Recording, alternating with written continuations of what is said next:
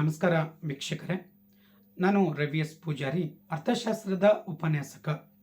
ಸ್ನೇಹಿತರೆ, ಇವತ್ತಿನ ಒಂದು ವಿಡಿಯೋನಲ್ಲಿ ನೀವು ಒಂದು ಡಿಮ್ಯಾಂಡ್ ಮಾಡಿರುವಂಥ ಒಂದು ಇದ್ರ ಮೇಲೆ ಫಸ್ಟ್ ಇಯರ್ ವಿದ್ಯಾರ್ಥಿಗಳಿಗೆ ಒಂದು ಸೆಕೆಂಡ್ ಟೆಸ್ಟಿಗೆ ಬರುವಂಥ ಇಂಪಾರ್ಟೆಂಟ್ ಪ್ರಶ್ನೆಗಳನ್ನು ಪ್ರೊವೈಡ್ ಮಾಡಿ ಅಂತ ಕೇಳಿದ್ರಿ. ಇಂಗ್ಲೀಷ್ ಮೀಡಿಯಮ್ನಲ್ಲಿ ಬೇಕಂತ ಕೇಳಿದರೆ ಅದಕ್ಕೋಸ್ಕರ ಮಾಡ್ತಾ ಇರೋದು. ಸೊ ಕನ್ನಡ ಮೀಡಿಯಂ ವಿದ್ಯಾರ್ಥಿಗಳಿಗೆ ಬೇಕು ಅಂತಂತಂದರೆ ಮತ್ತೆ ಇನ್ನೊಂದು ವಿಡಿಯೋಗಳನ್ನು ಮಾಡಿಕೊಡ್ತೀನಿ. ಸೊ ಇಲ್ಲಿ ಔಟ್ ಆಫ್ 40 ಔಟ್ ಆಫ್ 40 ಹೇಗೆ ಮಾಡಬೇಕು ಅನ್ನೋದು, ಸೊ ನಾನು ಇಲ್ಲಿ ಇಂಪಾರ್ಟೆಂಟ್ ಆಗಿರುವಂಥ ಪ್ರಶ್ನೆಗಳನ್ನ ಡಿಸ್ಕಷನ್ ಮಾಡ್ತಾ ಬರ್ತೀನಿ. ಅದಕ್ಕಿಂತ ಬಿಫೋರ್ನಲ್ಲಿ ನಿಮಗೊಂದು ಪಾಯಿಂಟನ್ನು ಕ್ಲಿಯರ್ ಮಾಡ್ತೀನಿ ನಾನು. ಸೊ ಈಗ ಸೆಕೆಂಡ್ ಟೆಸ್ಟನ್ನು ನಡೀತಾ ಇರುವಂಥ ಸಂದರ್ಭದಲ್ಲಿ ಒಂದು ಡಿಸ್ಟಿಕ್ಕಿಂದ ಮತ್ತೊಂದು ಡಿಸ್ಟಿಕ್ಕಿಗೆ ತೊಗೊಂಡಾಗ ಸ್ವಲ್ಪ ಚೇಂಜಸ್ಗಳು ಆಗುತ್ತೆ. ಹೌದಾ? ಫಾರ್ ಎಕ್ಸಾಂಪಲ್, ಇವಾಗ ಧಾರವಾಡ ಇದೆ, ಆಮೇಲೆ ಬೆಂಗಳೂರು ನಾರ್ತು ಮತ್ತು ಬೆಂಗಳೂರು ಸೌತು ಅಂತ ತೊಗೊಂಡಾಗ ಅಲ್ಲಿ ಏನಂತಂದರೆ, ಸೊ ಸ್ಟ್ಯಾಟಿಸ್ಟಿಕಲ್ ಪಾರ್ಟ್ ಒಳಗೆ 2 ಚಾಪ್ಟರ್ಸು, ಇಂಡಿಯನ್ ಎಕಾನಮಿಗೆ 3 ಚಾಪ್ಟರ್ಸ್ ಅಂತ ವೇಟನ್ನು ಫಿಕ್ಸ್ ಮಾಡಿದ್ದಾರೆ. ಹಾಗಾಗಿ ಟೋಟಲ್ 5 ಚಾಪ್ಟರ್ಸ್ಗಳು ಆಯಿತು. ಆ ಥರ. ಸೊ ಒಂದು ಎಕ್ಸಾಂಪಲ್ಸ್ ಅಂದರೆ ಅಲ್ಲಿ ರೂರಲ್ ಡೆವಲಪ್ಮೆಂಟು ಆಗಿರ್ಬೋದು.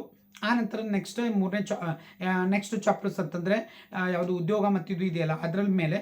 ಸೊ ಎಂಪ್ಲಾಯ್ಮೆಂಟ್ ಅಂತಿದೆ, ರೂರಲ್ ಡೆವಲಪ್ಮೆಂಟ್ ಆದ ನಂತರ employment, growth and other issues ಅಂತ ಇದೆಯಲ್ಲ ಅದು. ನೆಕ್ಸ್ಟ್ ಇನ್ನೊಂದು ಯಾವುದು ಅಂತಂದರೆ ನೆಕ್ಸ್ಟ್ ಒಂದು ಚಾಪ್ಟರ್ಸು ಸಸ್ಟೈನಬಲ್ ಡೆವಲಪ್ಮೆಂಟ್, ಈ ಥರ. ಸೊ ಇಂಥವೆಲ್ಲನೂ ಒಂದಿಷ್ಟು 3 ಚಾಪ್ಟರ್ಸ್ ಇಲ್ಲಿ. ಅಲ್ಲೇನಾಗ ಕೋರಿಲೇಷನ್ಸು ಮತ್ತು ಇನ್ನೊಂದು ಇಂಡೆಕ್ಸ್ ನಂಬರ್ಸ್.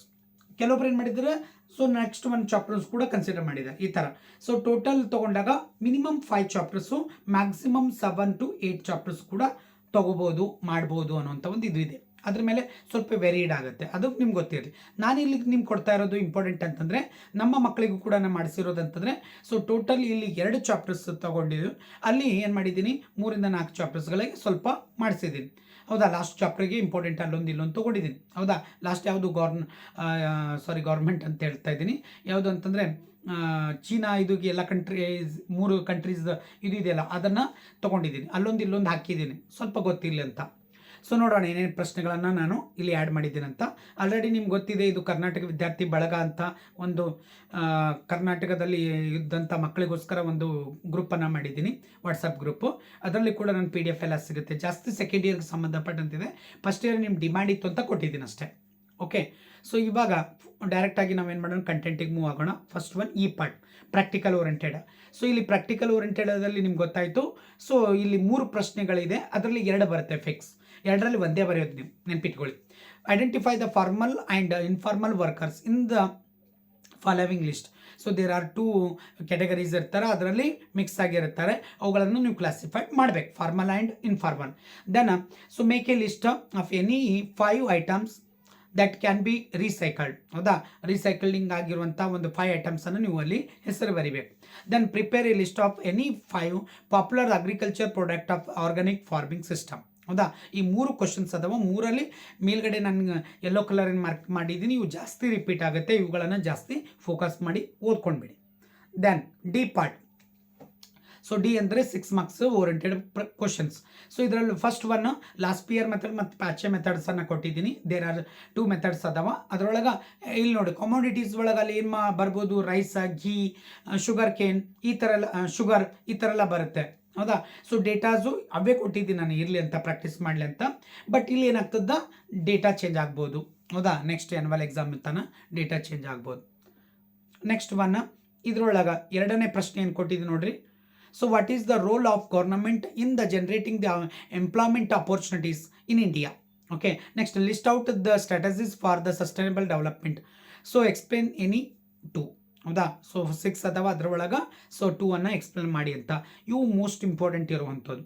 ಹಾಗಾಗಿ ನನಗೆ ಅನಿಸಿದ್ದು ನಾನು ಕೊಟ್ಟಿದ್ದೀನಿ. ಸೊ ನೀವು ಮತ್ತೆ ಎಕ್ಸ್ಟ್ರಾ ಒಳಗೆ ಇವೆರಡು ಪ್ರಶ್ನೆ ನೀವು ಮಾಡ್ಕೊಳ್ಳೇಬೇಕು. ಹೌದಾ? Write about the animal husbandry and briefly explain the following the agriculture and activities, horticulture and Fisher's. Okay. ಇವೆರಡು ಕ್ವಶನ್ಸು ನೀವು ಎಕ್ಸ್ಟ್ರಾದಲ್ಲಿ ಮಾಡ್ಕೊಳ್ಳೇಬೇಕು. ದೆನ್ ಸಿ ಪಾರ್ಟಿಗೆ ಬಂದಿದ್ದೀನಿ. ಸಿ ಪಾರ್ಟಲ್ಲಿ ನೋಡ್ಕೊಳ್ಳಿ. ಇಲ್ಲಿ first one, list out the economic activities in the different sectors and explain the types of unemployment. Okay. Next, explain the suggestions of given by the Herman Daly. So to achieve the sustainable development. Next one, write about the Great Leap Forward campaign in China or the of China. So mention the various indicators of the human development indicators. Okay. So indicators of the human development. Then find out the cost living index for the following data. Okay, commodities A, B, C, D. Okay, then Q0, P0, P1.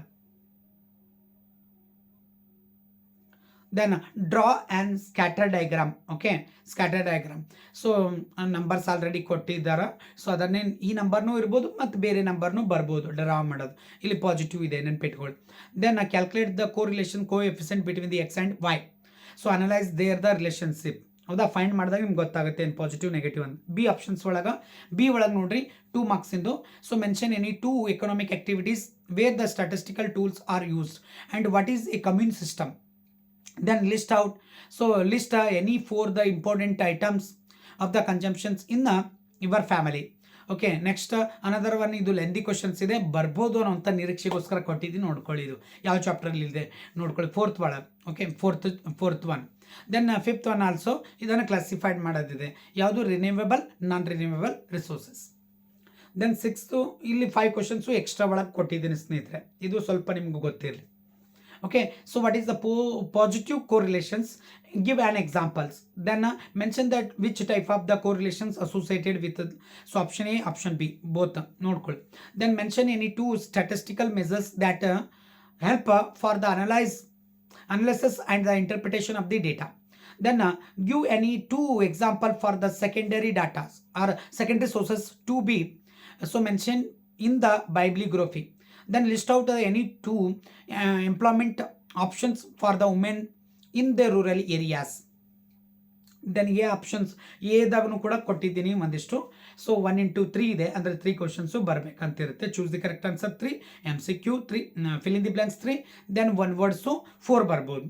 ಇಲ್ಲ ಕೆಲವು ಕಡೆ ಏನು ಮಾಡ್ತಾನೆ, MCQ 2, fill in the blanks 2, ಮತ್ತು match the following 2, then 1 words 3 ಕೊಡ್ಬೋದು. ಈ ಥರನೂ ಮಾಡ್ಬೋದು ಆಪ್ಷನ್ಸು. ಅದು ಪೇಪರ್ ಸೆಟ್ ಮಾಡುವಂಥವ್ರ ಮೇಲೆ ಇದಿರುತ್ತೆ ಈ ಆಪ್ಷನ್ಸ್ನಲ್ಲಿ, ನೆನ್ಪಿಟ್ಕೊಳ್ಳಿ. Then first one consumer price index measures changes in the. So C options ಇಲ್ಲಿ ಕರೆಕ್ಟ್ ಆಗುತ್ತೆ. Then second one questions, the number of industrial categories identified has the significantly polluted or pollutant by the so central pollution board. Okay, 17 ಇದೆ ನೋಡಿ ಇದು. So next third one, household activities. Okay, which of the following activities is not the consider as the productive work ಅಂತ, productive active. Then NABARD establish ಆಗಿದ್ದು 1982. Then so add activities ಏನದ ಅಗ್ರಿಕಲ್ಚರ್ದು poultry, correct. Then fill in the blanks ಒಳಗೆ first one question years, ಇದು ನೋಡ್ಕೊಳ್ಳಿ, important ಇದೆ. The choices of the target group is very important while the preparing the questionnaire.